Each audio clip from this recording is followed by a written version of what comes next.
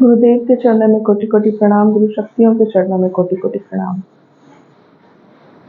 आज हम spiritual progress को डिकोड करेंगे। हम सब भगवान को मानते हैं, भगवान की पूजा करते हैं, कथा करते हैं, पाठ करते हैं, आप में से कुछ लोग मेडिटेशन भी करते हैं।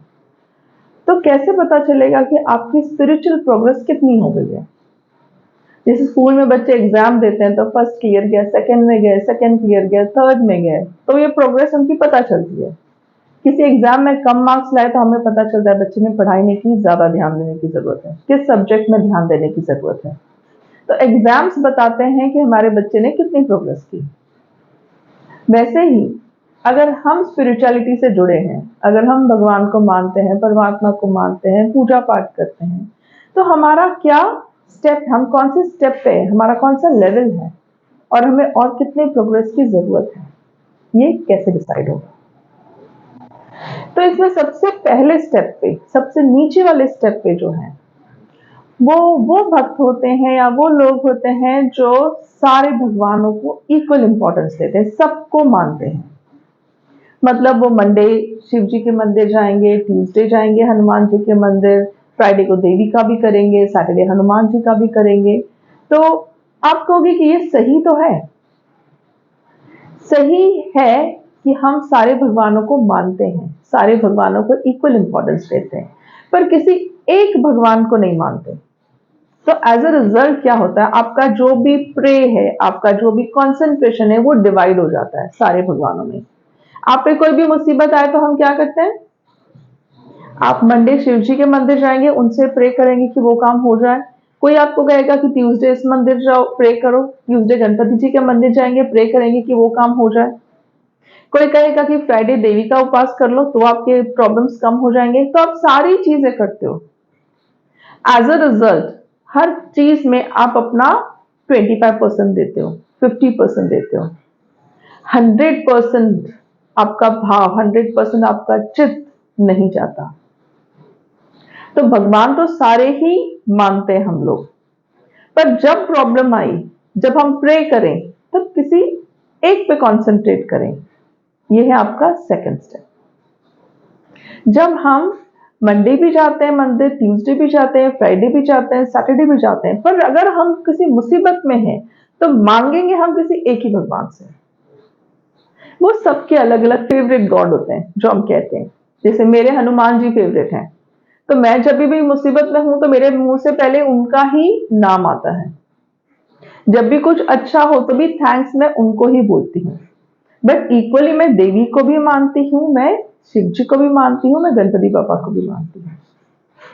पर कोई एक गॉड आपके फेवरेट होते हैं कि आपका चित्त हमेशा उन्हीं गॉड पे होता है। जैसे बचपन से मैं रोज मंदिर जाती थी, पर जब सैटरडे होता था तो मुझे बहुत अच्छा लगता था, ये हनुमान जी के मंदिर आ जाऊंगी, सैटरडे उनका डे है।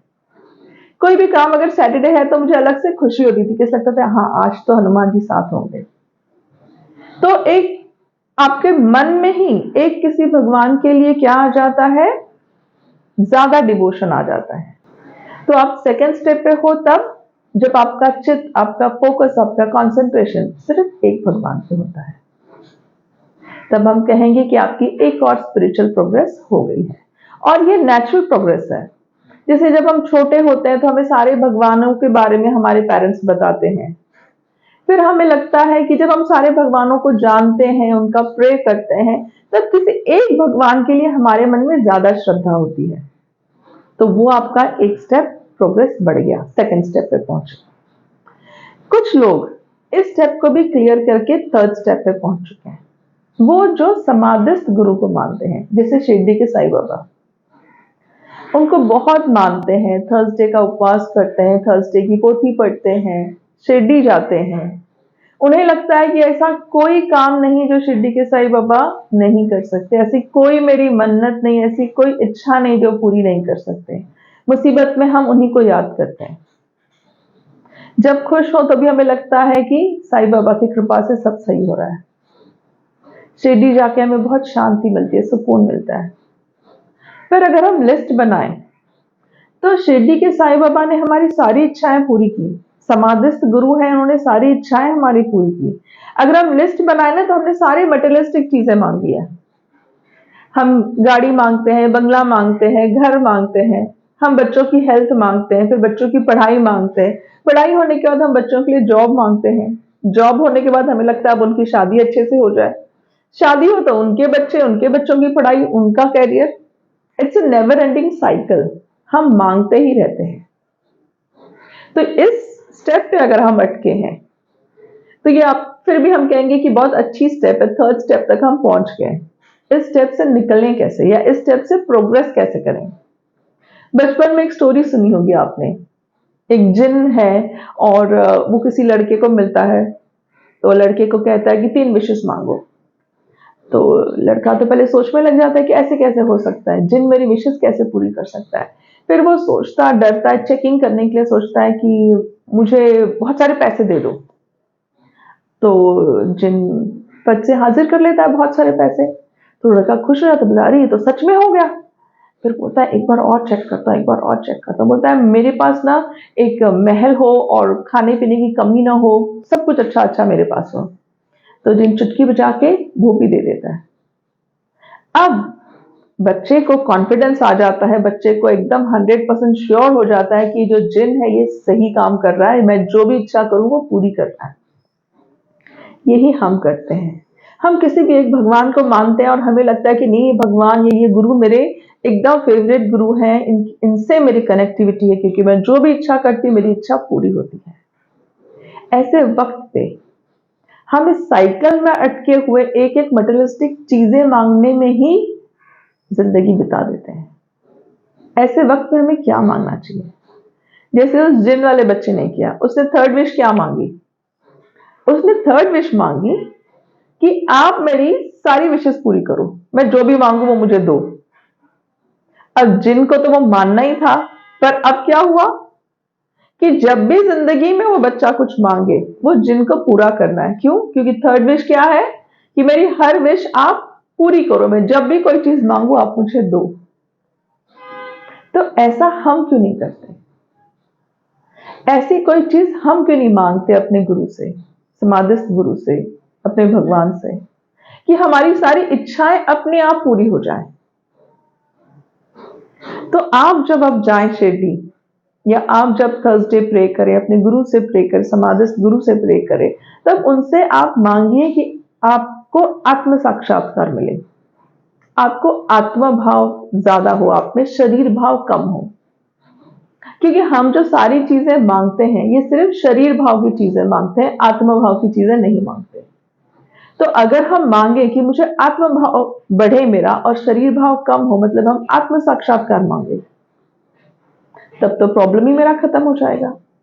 अपने आप मेरे में ईगो, एंगर, जेलसी, ग्रीड कि मुझे ये चाहिए या मुझे वो चाहिए, वो नहीं होगा। डीप सेटिस्फैक्शन आएगा कि जो दिया है वो काफी दिया है, अब इसी में मैं खुश रह पाऊं। ये सारी चीजें मांगो। अब आप जब ये चीज मांगोगे तो ये चीज मांगने से हम नेक्स्ट स्टेप, फोर्थ स्टेप पे अपने आप पहुंच जाते हैं। ये कैसे प्रोसेस वर्क करता है? एक एग्जांपल लीजिए कि हम बुक पढ़ रहे हैं, जैसे छोटे बच्चे को हम दिखाते हैं ना, A for apple, B for ball. उस बुक में उसने देखा आर फॉर रोज। अब वो बुक देख के समझ गया कि रोज जो है वो रेड कलर का होता है, मैक्सिमम रेड होता है, पिंक होता है, येलो होता है, वो दिखने में बहुत सुंदर दिखता है, पेटल्स बहुत सुंदर होते हैं। फिर हम उसको सिखाते हैं कि उसके जो स्टेम है उसमें कांटे लगे होते हैं, ध्यान से पढ़ना, ध्यान से उसको पकड़ना। तो ये सारी चीजें बच्चों को इन्फॉर्मेशन हम दे देते हैं।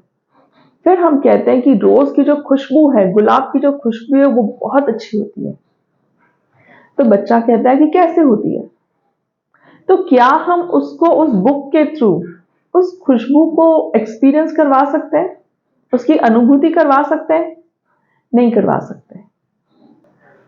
इसी तरह जब हम समाधिस्थ गुरु से प्रे करते हैं कि हमें आत्म साक्षात्कार कराओ, हमारा आत्मा भाव बढ़े और शरीर भाव कम हो, तब ये वो नहीं कर सकते। जैसे एक बुक हमें सारी इंफॉर्मेशन दे सकता है गुलाब के बारे में, पर हम गुलाब की खुशबू नहीं सूंघ सकते। तो आप कहेंगे कि हम समाधिस्थ गुरु को क्यों माने? हम बुक क्यों पढ़ें? बुक तो खुशबू नहीं दे रहा, पर बुक पढ़ने से उस बच्चे के मन में इतना ज्ञान, इतनी इंफॉर्मेशन, इतना नॉलेज आ जाता है कि अगर वो गार्डन में जाता है तो इतने सारे फूलों में गुलाब का फूल वो इजीली आइडेंटिफाई कर सकता है, और फिर आइडेंटिफाई करने के बाद वो खुशबू उसकी सूंघ सकता है। इसलिए बुक चाहिए। It will help to identify.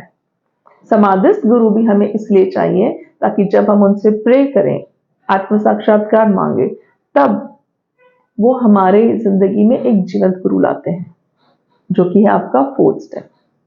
और वो जीवंत गुरु को आइडेंटिफाई कर पाते हैं हम। क्यों? क्योंकि समाधिस्थ गुरु ने हमें इतना इंफॉर्मेशन, इतना नॉलेज दिया है। यह है आपका स्टेप नंबर 4। जब जीवंत गुरु आपकी जिंदगी में आते हैं, तब आपकी स्पिरिचुअल प्रोग्रेस आप ही चेक कर सकते हो। आपके विकार धीरे धीरे खत्म होने लगते हैं। आप पॉजिटिव फील करते हो।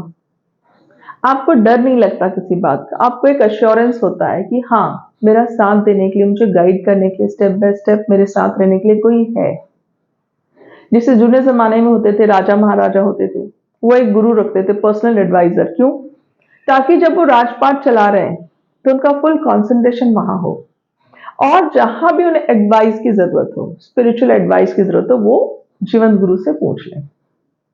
इमेजिन कीजिए, आज हम बीमार हैं। 2 ऑप्शन है आपके पास।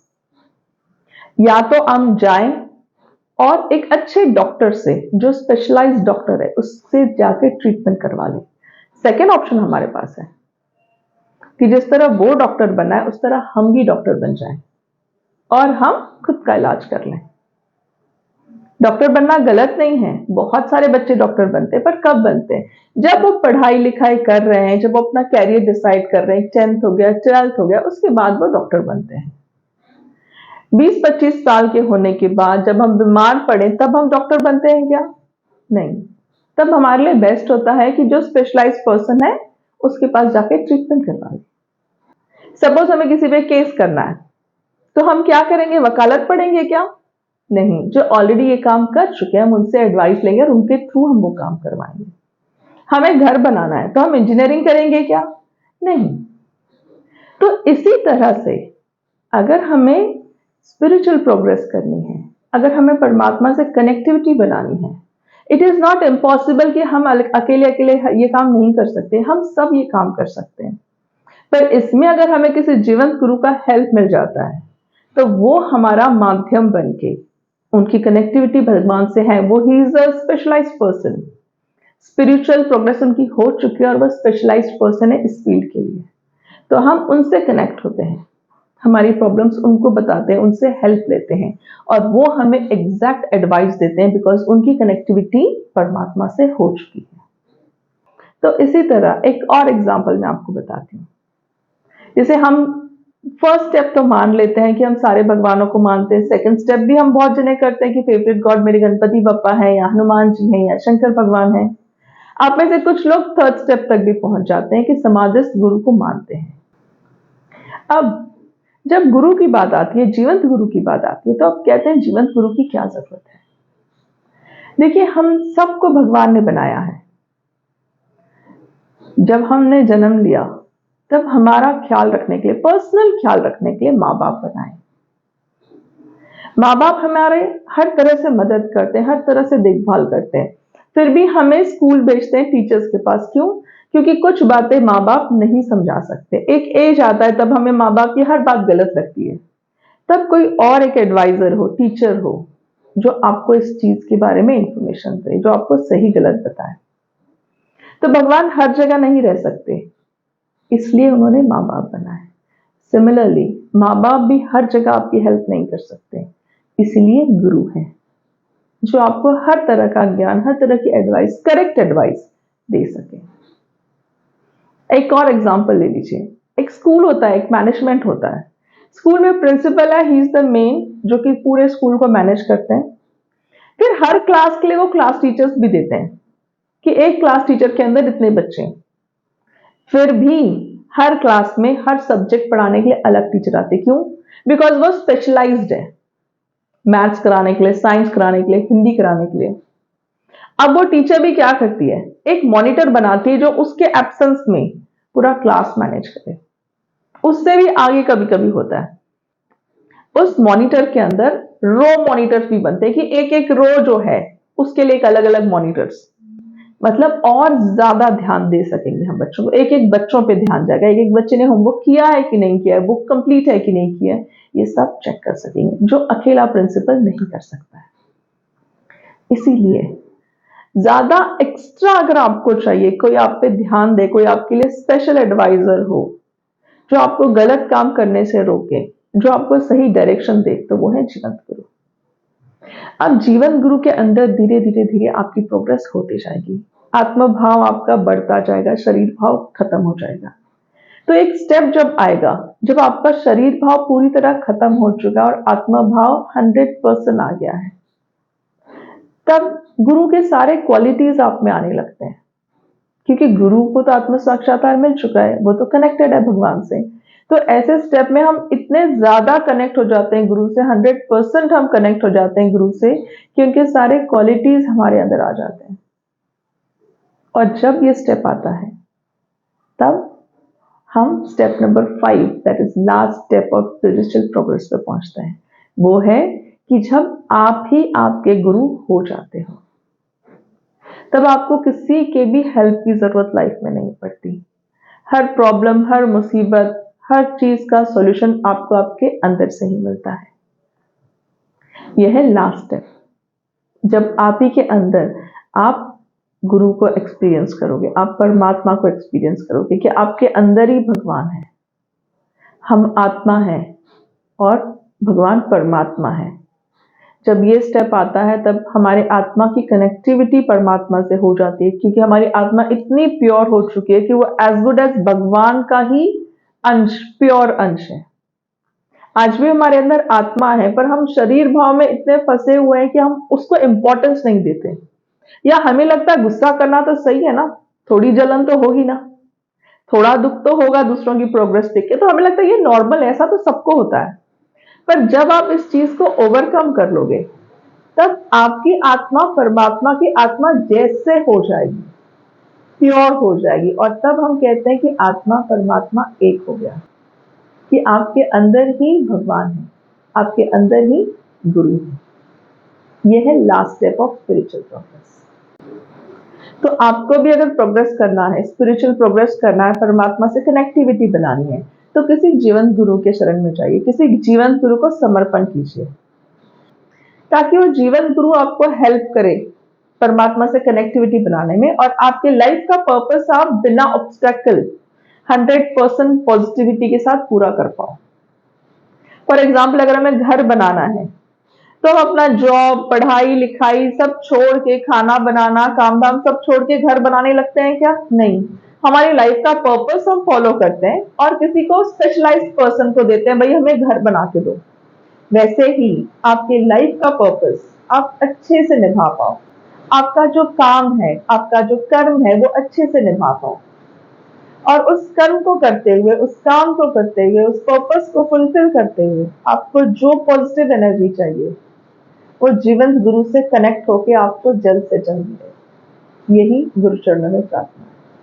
आप सबको स्वामी जी का खूब खूब आशीर्वाद। जय बाबा।